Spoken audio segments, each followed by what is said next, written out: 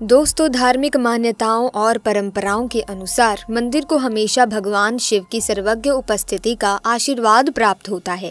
ये 2013 की विनाशकारी अप्रत्याशित केदारनाथ बाढ़ के दौरान साबित हुआ है, जो उस समय की सबसे विनाशकारी तबाही में से एक साबित हुई थी। मुख्य धाम मंदिर को एक विशाल पर्वत शिलाखंड द्वारा संरक्षित किया गया था, जो रहस्यमयी तरीके से बाढ़ के तेज पानी और मंदिर के बीच फंस गया था। इसी तरह की महत्वपूर्ण और ज्ञानवर्धक जानकारी प्राप्त करने के लिए हमारे चैनल समृद्धि को सब्सक्राइब करें और बेल आइकन को प्रेस करें ताकि नई वीडियोस की अपडेट आपको सबसे पहले मिल सके।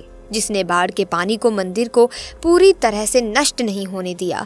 यह शिला अभी भी मंदिर के पीछे पाई जा सकती है, जहां लोग इसकी पूजा करते हैं, क्योंकि ये भी माना जाता है कि भगवान शिव ने स्वयं इस शिला को मंदिर की रक्षा के लिए भेजा था।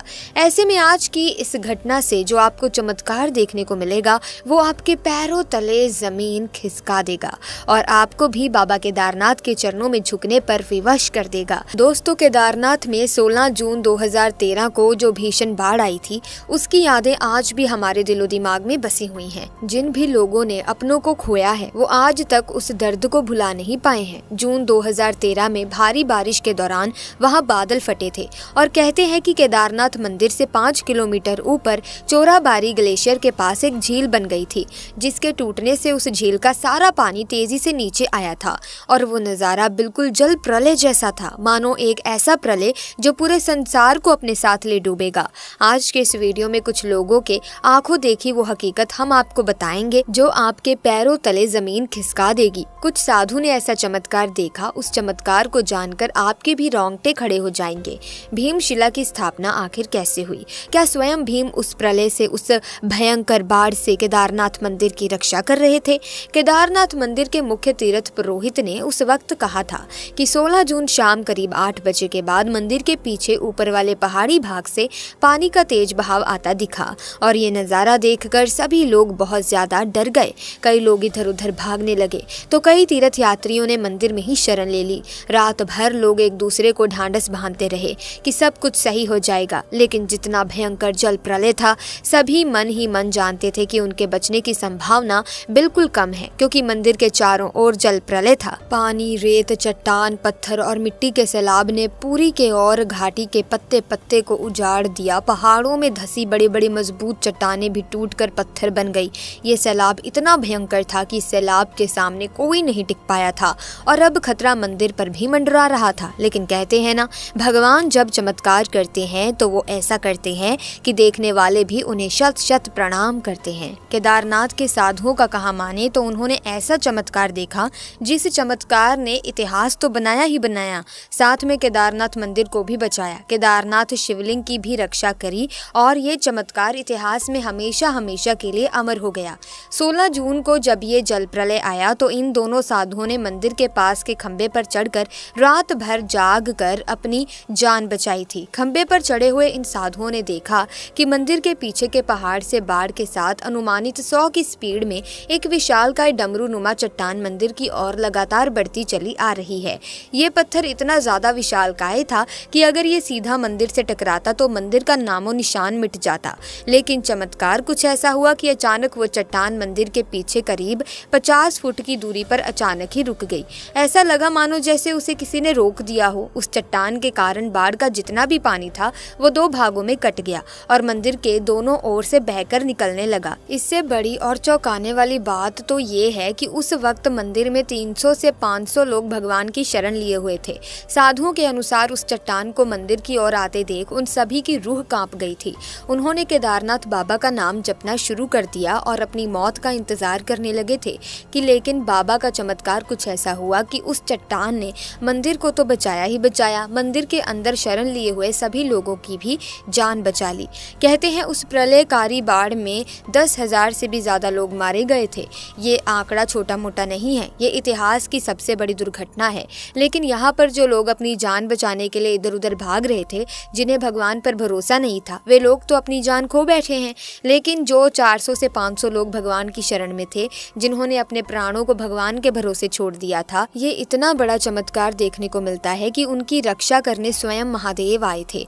आज उस घटना को कई साल बीत चुके हैं, लेकिन वो शिला आज भी केदारनाथ मंदिर के पीछे विराजमान है, ताकि आदि गुरु शंकराचार्य की समाधि के पास ही स्थित है और इस शिला को भीमशिला नाम दिया गया है। अब आपके मन में एक सवाल उठ रहा होगा कि आखिर इस शिला को भीमशिला ही क्यों कहा जाता है, तो आगे इसके ऊपर भी हम पूरी चर्चा करने वाले हैं। तो दरअसल तारनहार इस शिला ने भयंकर बाढ़ त्रासदी से बाबा केदारनाथ धाम ज्योतिर्लिंग मंदिर की रक्षा की थी। आज भी शिला का रहस्य बरकरार है कि मंदिर की चौड़ाई के बराबर ये शिला आखिर कहां से आई और कैसे अचानक मंदिर से कुछ दूरी पर ही आकर रुक गई। आखिर ये चमत्कार कैसे हुआ? क्या ये चमत्कार आदि गुरु शंकराचार्य का था, जिनकी समाधि मंदिर के पीछे ही स्थित है, या फिर ये एक संयोग मात्र है? शिला का प्रकट होना और अचानक से उसी निश्चित स्थान पर रुक जाना, ये बाबा की ही कृपा कही जा सकती है।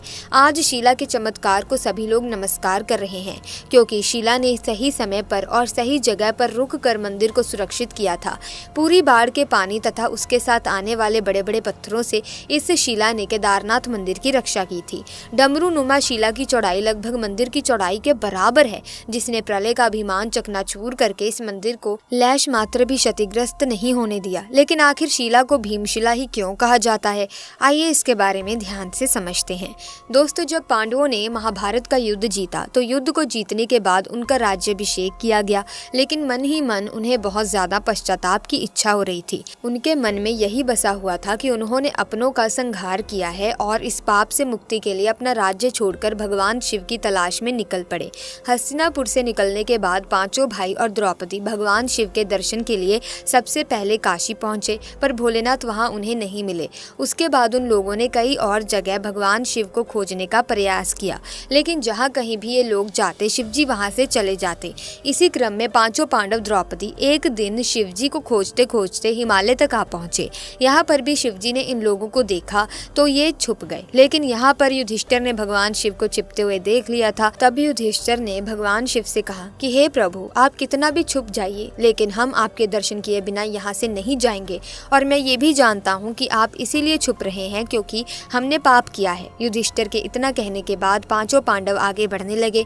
उसी समय एक बैल ने उन पर झपट्टा मार दिया और ये देख भीम उस बैल से लड़ने लगे। इस बीच बैल ने अपना सिर चट्टानों के बीच में छुपा लिया, जिसके बाद भीम उसकी पूंछ पकड़कर खींचने लगे तो बैल का धड़ सर से अलग हो गया और उस बैल का धड़ शिवलिंग में बदल गया। और कुछ समय बाद शिवलिंग से भगवान शिव प्रकट हुए और उन्होंने पांडवों को उनके पाप के लिए क्षमा कर दिया। और इस घटना का प्रमाण हमें आज भी केदारनाथ में देखने को मिलता है, जहाँ शिवलिंग बैल के कुल्हे के रूप में आज भी मौजूद है। प्रलय के समय ऐसा लगा मानो भीम ने अपनी गदा गाड़ कर महादेव के मंदिर को बचाया है। संभवतः इसीलिए ही शिला को भीमशिला कहा जाता है। भोलेनाथ की महिमा केवल भोलेनाथ ही जानते हैं, लेकिन वो अपने भक्तों का उद्धार करना भी बखूबी जानते हैं।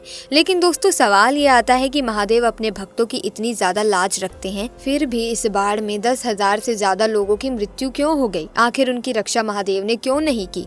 तो इसका कारण है आज के जमाने के लोग भगवान के दर पर तो जाते हैं। आज के दौर में हम देखते हैं कि लोगों का केदारनाथ जाने का उद्देश्य मात्र इंस्टाग्राम पर रील बनाना होता है, घूमना होता है, मनोरंजन करना होता है, लेकिन वहां जाकर किसी को भी भगवान के दर्शन करने का उतना उत्साह नहीं होता। वहां पर जानवरों पर भी बहुत सारे अत्याचार होते हैं। वहां पर लोगों का रवैया भी एक दूसरे के प्रति सही नहीं होता। वो कई प्रकार के अनैतिक और धर्म विरुद्ध कार्य आज के ज़माने में धार्मिक स्थानों पर होने लगे हैं। इसीलिए दोस्तों, जब भी आप किसी धार्मिक स्थान पर जाएं तो अपने मन में केवल भक्ति भाव रखें, भगवान से जुड़ने का भाव रखें। सो दोस्तों, आज की वीडियो में बस इतना ही। अगर वीडियो अच्छी लगी तो वीडियो को लाइक करें, शेयर करें, चैनल को सब्सक्राइब करके बेल आइकन को प्रेस कीजिए ताकि इसी तरह की वीडियोस की अपडेट आपको मिलती रहे। हर हर महादेव।